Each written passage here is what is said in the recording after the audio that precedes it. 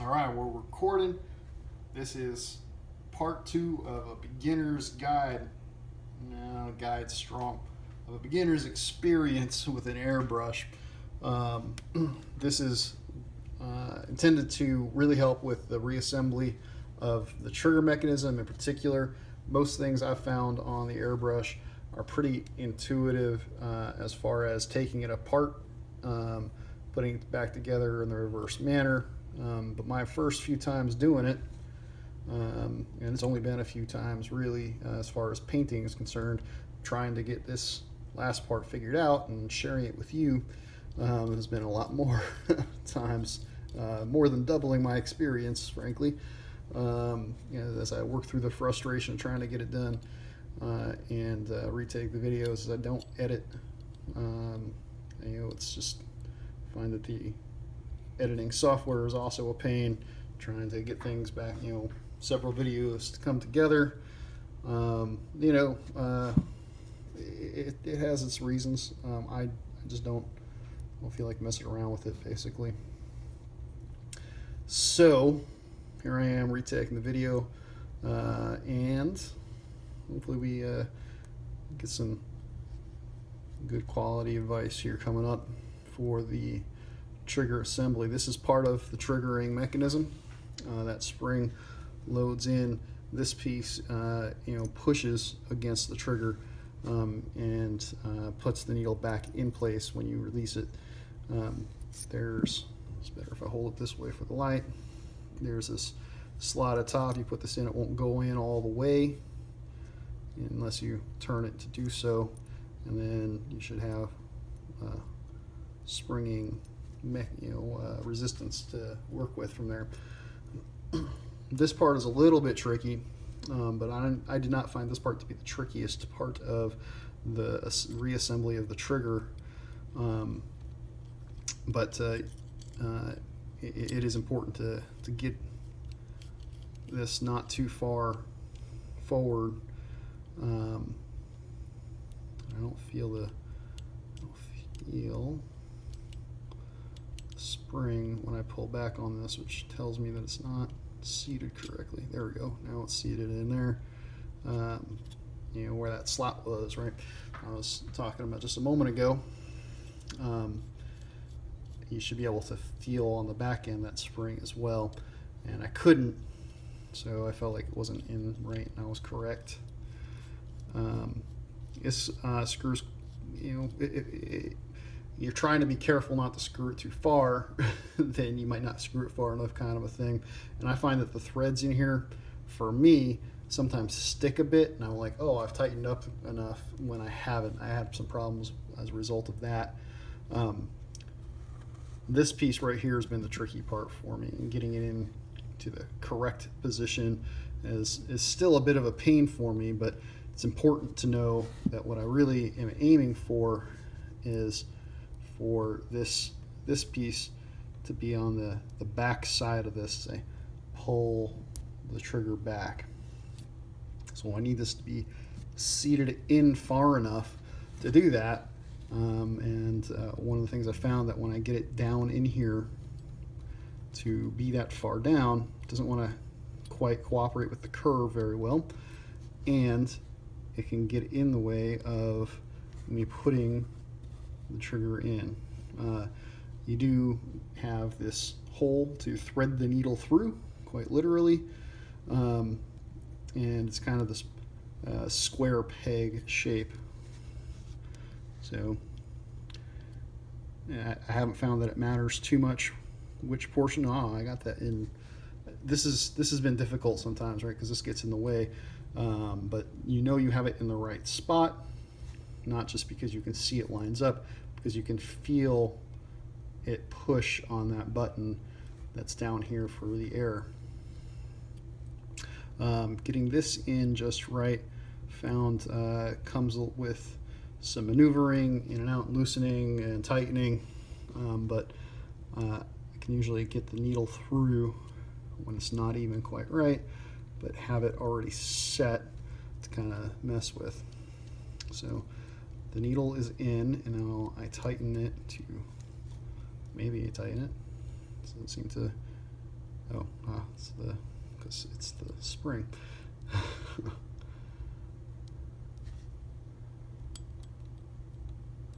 There we go. Now I've tightened and the needle is holding. This is still not quite right though. And to get it right, I'm going to have to mess with it. Okay, well, I moved it into the right spot, but it's not going to be snug up there until I tighten it even more.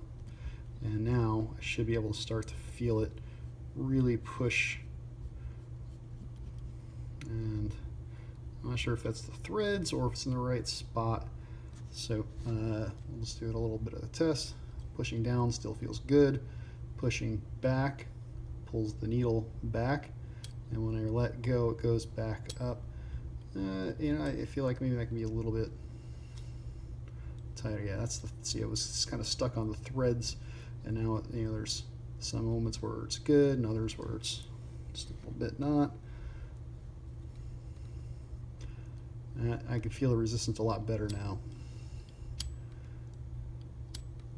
All right, so I'm comfortable there, and we should be set. Right? I mean, everything else, this is, as far as I can tell, this is basically just a cover for the, you know, part of the handle. It doesn't have any importance. We are above the 5-minute mark though, and I want to try and do about 10-minute videos. So it's just a little bit more information from my experience with the airbrush. Next video I'll try and get a little airbrushing in, but I think some of this other information is important. There's these cleaning kits that see all over the place and little recommended. I don't know how much I recommend them myself at this point. These brushes don't seem like they're very worthwhile, as anything that I have tried to clean, you know, that I've had trouble with has been really like stuck. And these bristles, like this doesn't even really have, like I can't even tell even in person any better than what I'm getting on this camera, what bristles it has. I'm not sure if it has any kind of a bristle or if it's just wire, soft wire that's kind of coiled. And these bristles are just, like I said, they're too soft. Can't really see me pushing against them, I guess, but I just pinch. I can pinch right up to it and go all the way up, not hurt at all. So I don't feel like they're abrasive enough to get the hard stuff off. And if I this thing, despite some of my best efforts, still has spots on it. I found this tool to be the best, but it's still it's painfully slow and a bit of a pain to use. Let's see if I can see some spots on here, but I'm not sure how good they come across on camera, particularly as I'm trying to clean it. Yeah, I don't seem like it's gonna show very well at all, so I'll just try and get it for mine without looking at the camera and see.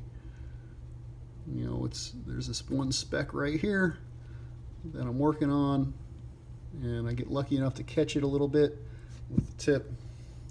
And now that one speck is loose, but there's several more specks all around. So it's real tedious to use this tool, but it has been the best tool that I've had to get some of that stuck paint and primer that I've been getting to come off. You know, and it's just, like I said, it's pretty tedious because I scratch like one line at a time, kind of a thing. But it works better than my fingernail does, which is surprising to me. I feel like I should be able to just clean that off with a bit of my fingernail scraping. Other bit here. I do have a quick release valve, so now I'm plugged into my air compressor. I like that. I've got a couple other valves around, but I like having that quick release really work for me. Turn this thing off and showcase it here.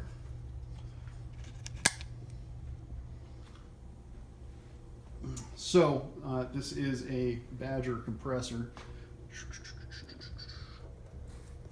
around some of this stuff here. Badger. It's working perfectly well for me. The noise is not too high. One thing that I feel like I did not look at closely enough when I went to get it, because I was like, oh, well, I'm going to get a Badger and they'll be able to connect just fine. Wasn't the case. Still have the same problems everyone else has, is with the hose.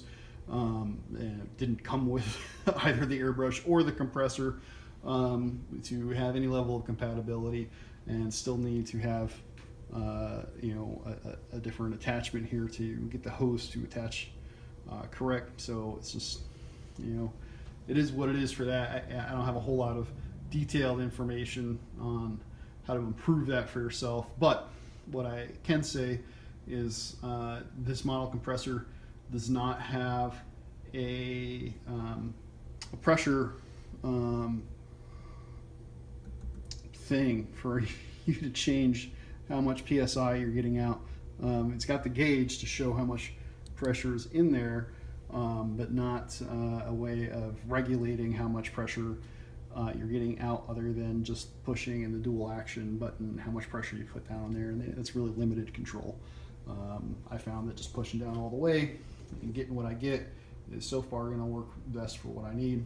The hose itself, I don't care about the brand or anything so much. I did end up getting a cheaper brand, the braided. I definitely recommend that. That's done well for me. I stayed away from the Badger 10-foot because I was like, man, they didn't get it right for me with the airbrush and the compressor. Well, I'm supposed to just trust that now this hose is going to solve my problem because it's Badger. It's $32 and it's 10 feet. I'm going to get this 6-foot one for $12. That's a much better deal. People are saying that the 10-foot one gets underfoot, kind of gets in the way. They got to coil it around this extra thing. It's bigger than you think it is. Well, you see, I've got a bit of space to work with, and I'm not just sitting at a crafting station where I'm sitting in one spot. I've got a little bit of space, and I think that the 10-foot one might have been better for me in those terms. I don't know that I wanted to spend the money for the Badger brand, but that is the feedback I've got right now. So I guess the closing comments are several coats to just prime, and you can do it all in one kind of go, and get your first coat at the top, get your first coat at the bottom, and then go to your second coat at the top potentially, and kind of work around. You might have to wait 5-10 minutes in between, use a little bit of air blasting to help dry, but you can get it through reasonably well. So yeah, next video I'll pick up kind of around here, and we'll do some more priming and show a little bit of what pretend technique I've managed to figure out for what's working for me so far. All right, guys, thanks for sticking with me. Have a good one.